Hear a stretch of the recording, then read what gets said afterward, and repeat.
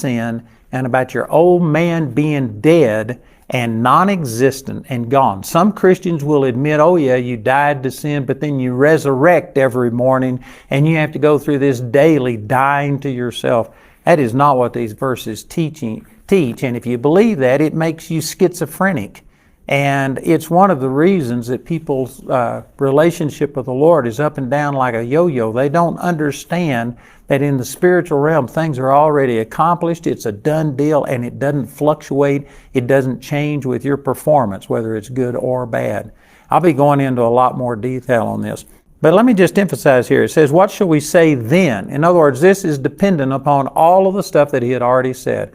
I could go back and literally spend weeks teaching on Romans chapter 1 through chapter 5. It is powerful. Romans is probably one of the greatest books in the Bible. Of course, it's hard to say that one is more important than the others, but in Romans, Paul is expounding on the difference in the new covenant between the old covenant and the new covenant. Under the old covenant, it was a performance-based thing. Now, there was provision in the old covenant for you to offer a sacrifice. And so there was grace, and you could have a relationship with God, even though none of us always performed well, because there were sacrifices. And if you followed the sacrifices and did the appropriate things, you could still have a relationship with God. But the old covenant was basically based on your performance. Whereas in the new covenant, it's based on Jesus' performance. It's what he did for us and not what we do for him. Man, that is a huge difference. And he had just made this point. He had proved it. The last 7 or 8 verses of Romans chapter 5 are just some of the most important verses that the Lord ever showed me. Because what it's doing is contrasting. And then in the same way that you became a sinner, not through what you did, but through what Adam did. Now, did you know that statement right there? I've got to stop for just a second and explain that, because the average person doesn't really believe this. The average person believes that what makes you a sinner and the thing that separated you from God is your individual sins. Oh man, I've got to bring up this living commentary, and the reason we call it a living commentary is because I'm still writing it. Over just the last couple of days, I have written hundreds and hundreds of footnotes. But let me go to a footnote that I have here in Romans chapter 5. The word sin is used 45 times in the book of Romans. The plural sins is used 4 times. And of this total 49 times, the word sin or sins is, it came from 3 Greek words. And out of all of these Greek words, one of them is, I'm not even going to try and pronounce it lest I butcher it. I can barely speak English, much less all of this Greek. And anyway, it's the remaining 48 times the word harmatia is used. And the significance of this is that when the harmatia is a noun and not a verb.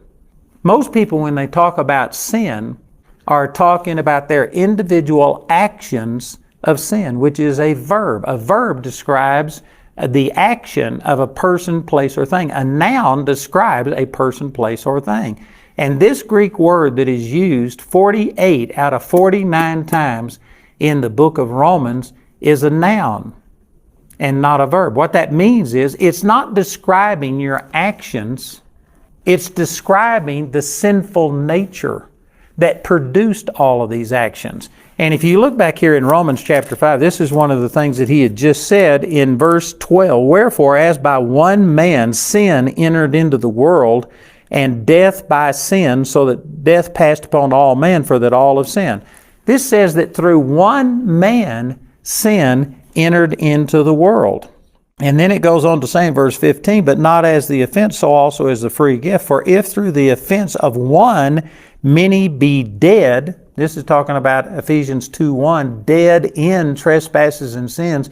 You didn't become dead through what you did. You became dead through being born with a sinful nature. I'm going to expound on this in more detail, and like I said at the very beginning of this program, you're going to have to think a little bit to get this. But if you will put the effort into this, it pays great dividends to understand that the thing that separated us from God is not our individual actions of sin, but it's the sin nature that we were all born with. It says in verse 16, it says, and it was not by one that sinned, so as a gift, for the judgment was by one to condemnation. That's talking about through Adam's sin you became condemned. In verse 17, for if by one man's offense death reigned. Death reigned not through your individual actions, but through that sin nature that was passed on to you through being a descendant of Adam. In verse 18, therefore as by the offense of one judgment came upon all men. Now there is a counterpart to each one of these verses that I skipped over because I was just trying to make this point. And the counterpart is that in the same way that all of us became sinners through Adam, likewise through Jesus, if we will accept what He did and put faith in what He did, we become righteous in the sight of God through what Jesus did, not through what we do. But this is very clear that he's saying here that it was your sin nature that separated you from God, not your individual sins. And then, this is when he starts over here in chapter 6, verse 1. What shall we say then? Talking about if it's not our individual sins, and if it's our sin nature that separated us from God. And then as he will go on and explain right here, when we get born again, God takes that sin nature out of us, the old man. That sin nature is what I'm calling the old man. It's what the Bible calls the old man. That old man is dead. It's crucified with Christ. It's dead. It's non-existent and gone. Man, this is just phenomenal. Most people don't think this way. Most people think it's what I did that separated me from God. And because of that, if you sin worse than, say, the average person does, many people just think, well, I'm so far gone, God couldn't ever save me. How could He ever forgive me of the things that I've done?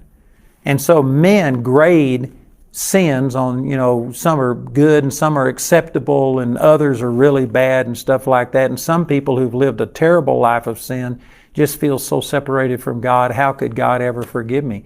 But if you understand, it's not your individual sins that made you a sinner. Your individual sins, actions, are just a result of a sin nature that each one of us was born with. And so the sin nature is what really separated us from God.